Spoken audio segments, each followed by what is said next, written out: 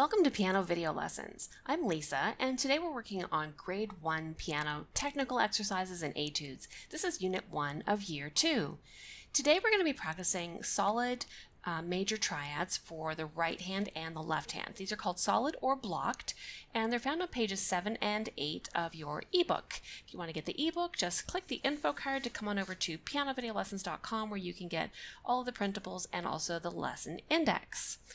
In our last lesson, we worked on the three major scales, C major, G major, and F major for right hand and left hand. And in this lesson, we're going to be working on the solid triads. So let's get started. The three keys that we're working with are the key of C major, F major, and G major. And those three keys are I guess maybe the simplest to play. In C major, we have 0 sharps or flats. In G major, we just have F sharp. And in F major, we have only B flat. So I guess these are the simplest because they have the fewest numbers of black keys to keep track of. And when we play the triads for these keys, we use the notes from the scale.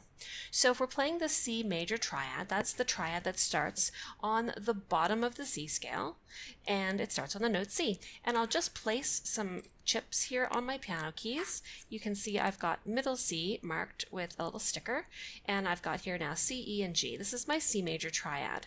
When I play this in solid form, it means to play all three at the same time. So I'll just play that up here. That's my C major triad. Now, to play them in inversions means to continuously move the notes up the piano. So instead of playing the C here at the bottom, I'm going to play it at the top. So this is called first inversion because it's the first time I've inverted the triad. Triads are chords with 3 notes. Now I'm going to take the E from the bottom and put it on the top and play those 3 notes at the same time. I'm still playing a C major triad because I'm still playing C, E, and G. Then if I take the G from the bottom and move it to the top, you'll see that I am now playing the same thing I started with. This is called root position because the root is on the bottom. A chord has a root, a third, and a fifth. The root note is the name of the chord. The third is a skip or a third above that note.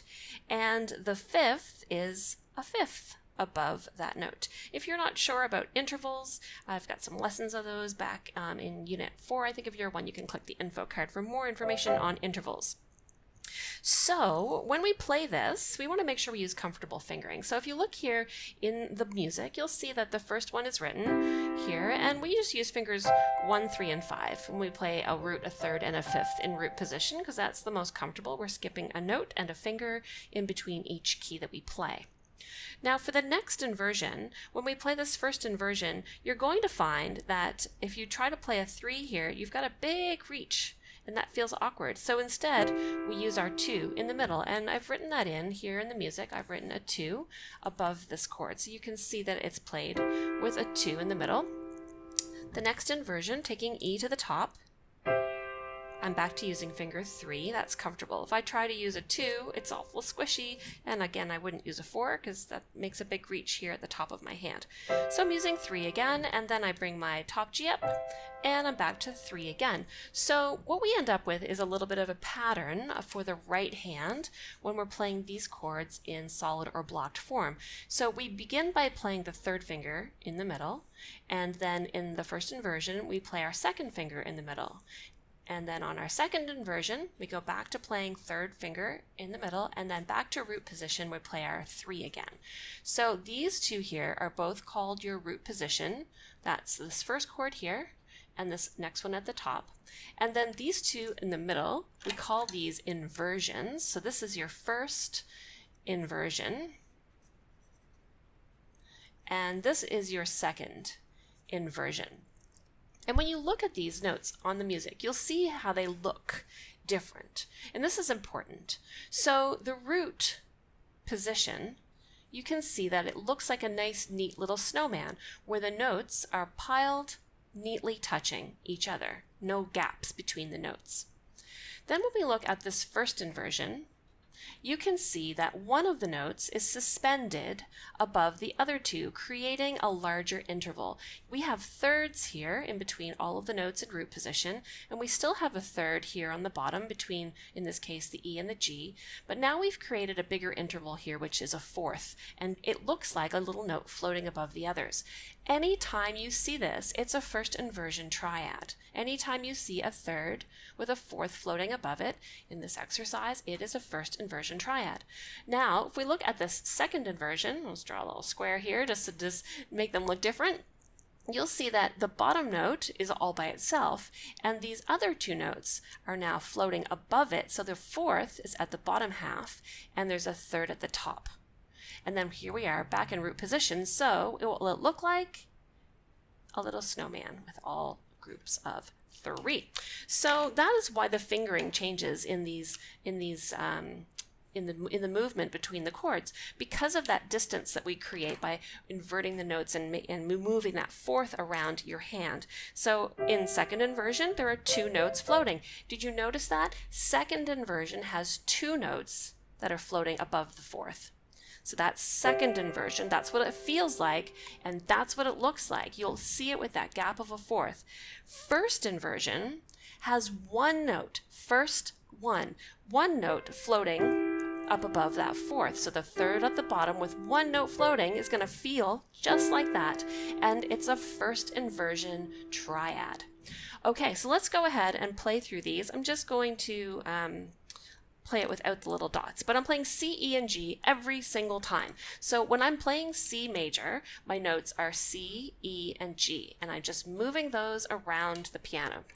So here I go, C, E, G. Now I used finger 3. Next I use finger 2, and I'm playing C, E, G. That's called first inversion, and there's 1 note above the others. Next I'm going to go to second inversion, still C, E, G.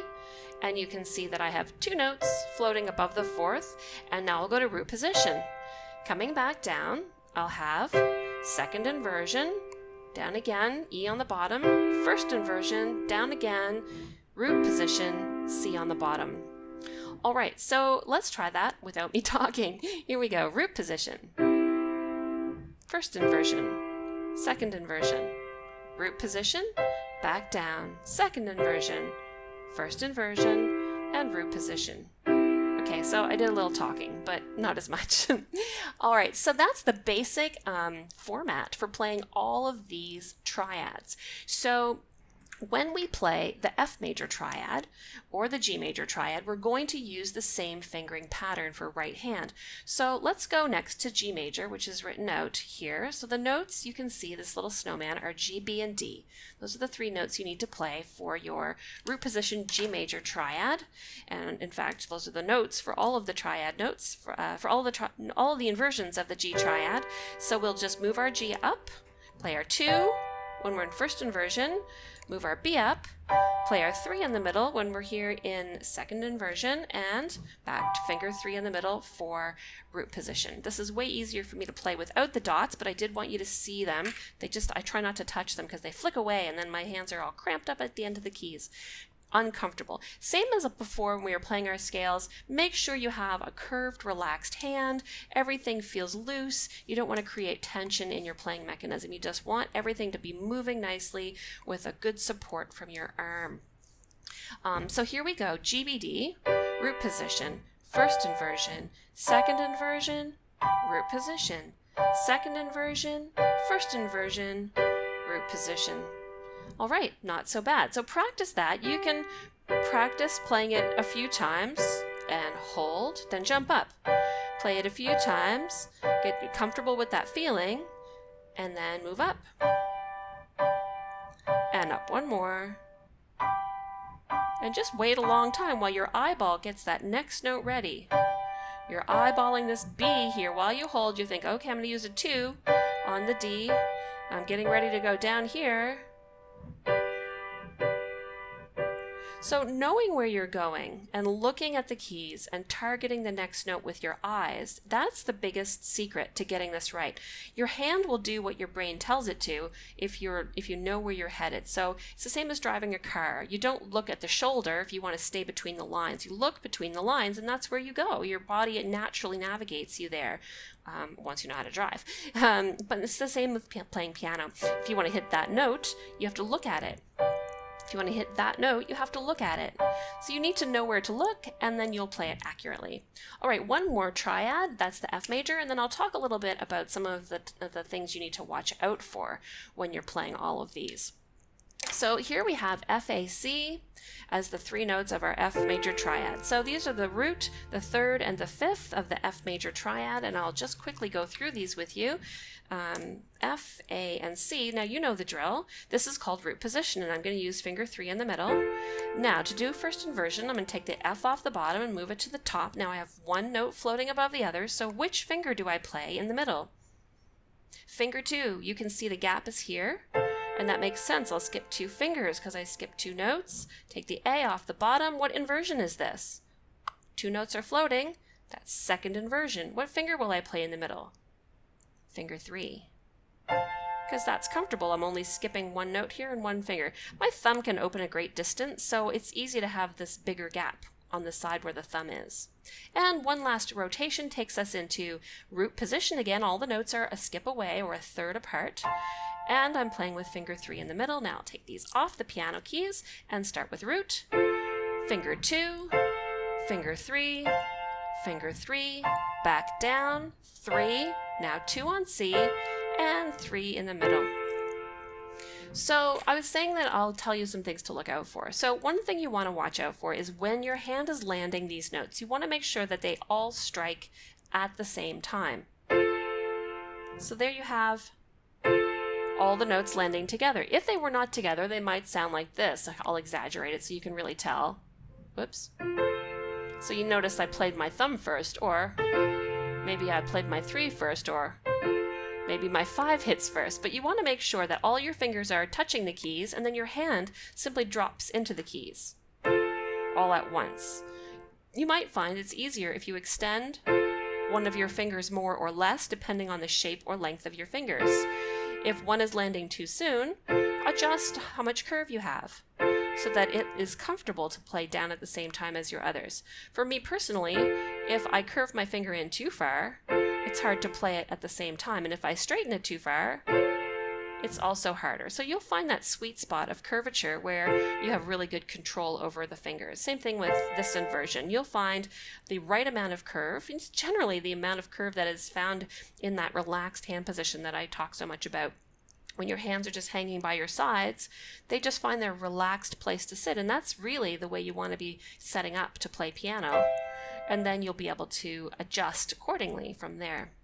So that's one thing. And the other thing is that when you're playing through this set of inversions, you'll notice they're all written out here as half notes. So you want to make sure that you're playing them in a steady pulsing beat, and that when you've learned it fully, you can do that on time. Now, when you're first practicing these, you don't need to worry about timing. Mostly, you want to think what's coming next and be accurate. So set yourself up and then play it.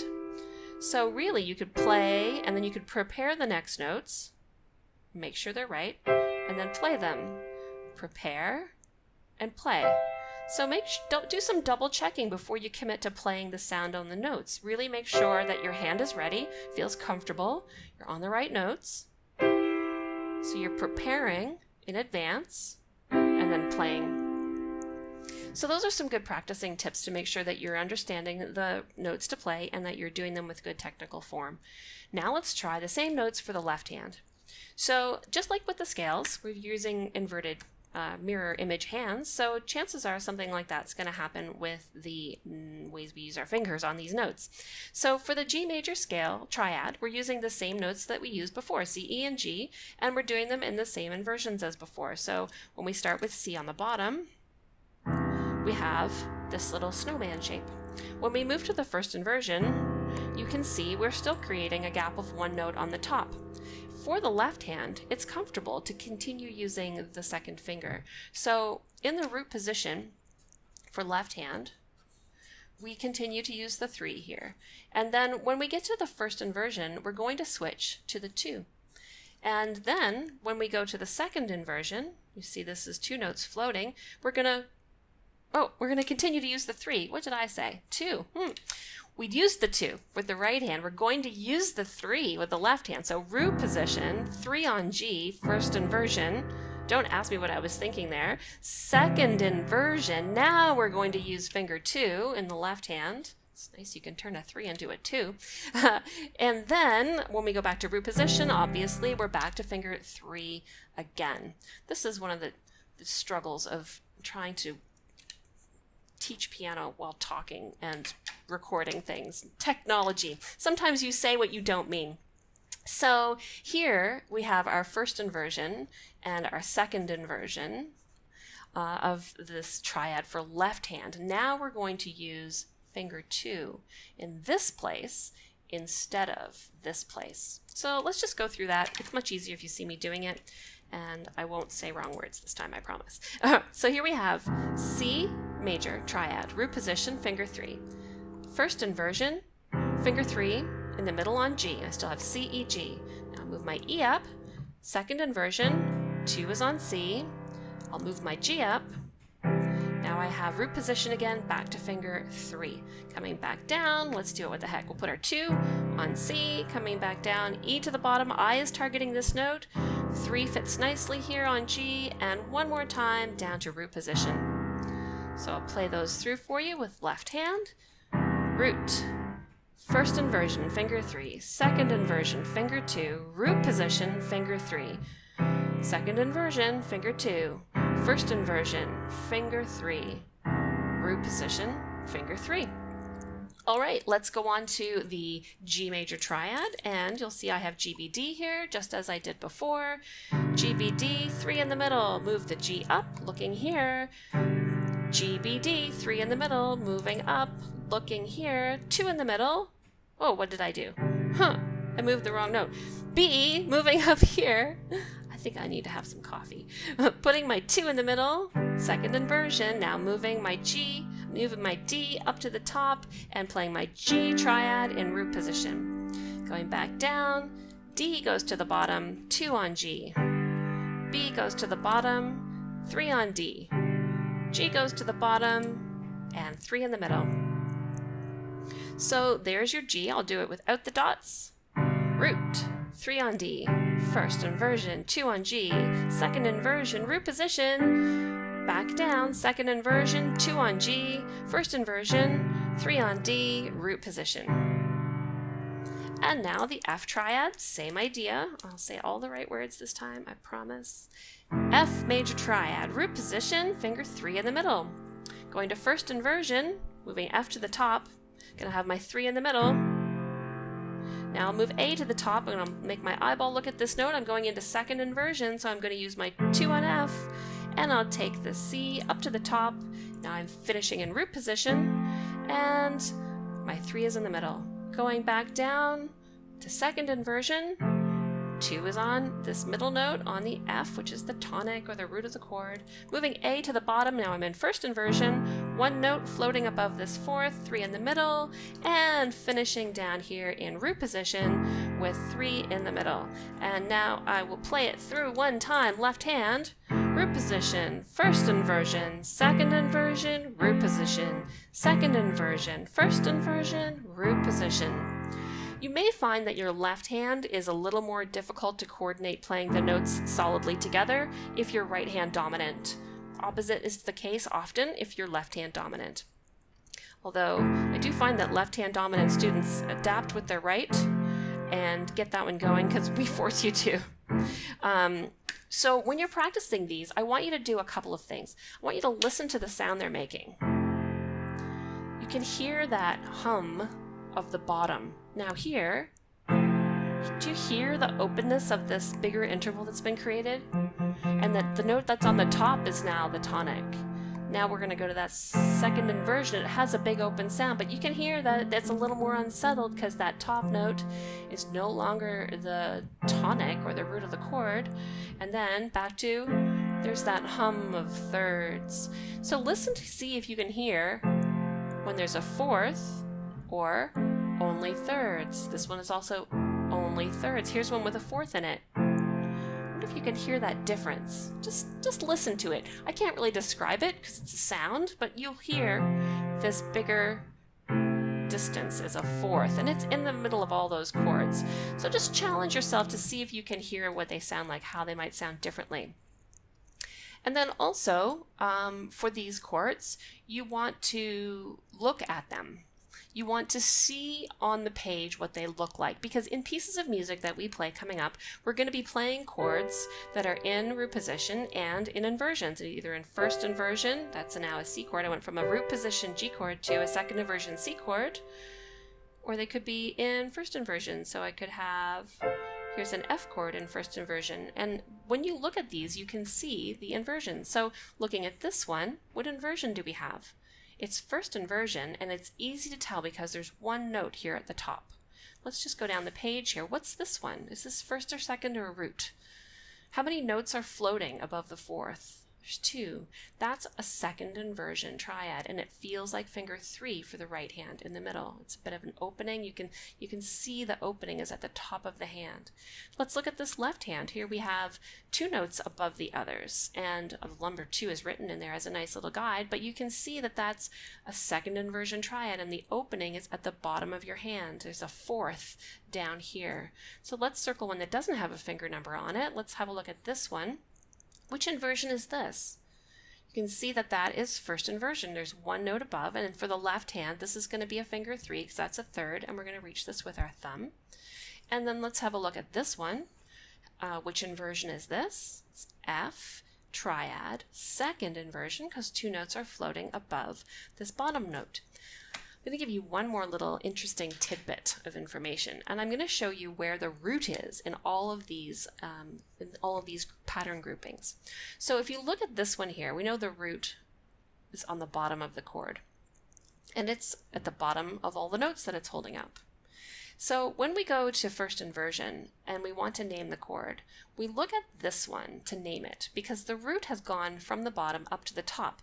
So when we look at a first inversion chord, if we simply name the note that's at the very highest position, like right up here, that's an F. So this is an F first inversion triad.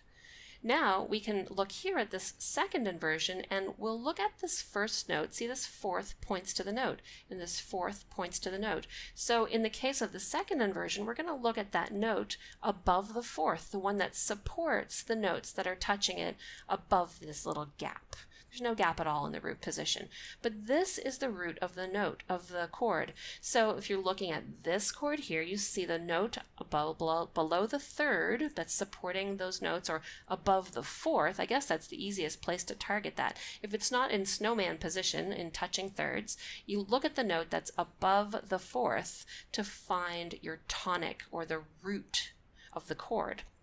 So in this case, you see it's also F right here. So let's just quickly look at that example over here. So here's the first floating note, and that's an F, so it's an F triad. Here's the first floating note, and it's a G, so it's a G triad in second inversion. Here's the first floating note, and it's a C, so that's a C triad in first inversion. So that's just something interesting to be thinking about, because when we play our first piece in our very next lesson, Study in C by Czerny, we're going to be using triads in inversions, and it's going to be really cool to see how this technical stuff fits into the repertoire. The technical exercises and etudes unit is going to lead us nicely into the Baroque repertoire and classical repertoire for grade 1. So we're really trying to lay the foundation for those skills as we learn through this unit. All right, I'm going to play through all of these for you, all 6 of them, beginning with C major, triad, and inversions.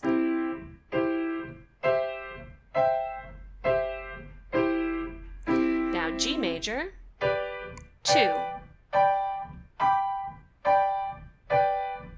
Now F major, 2,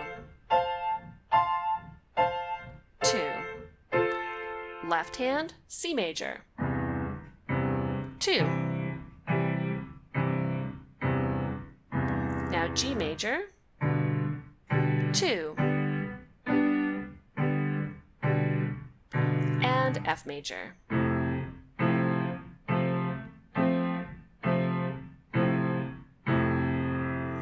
All right, so come on back for the next lesson where we're going to learn our first grade 1 etude.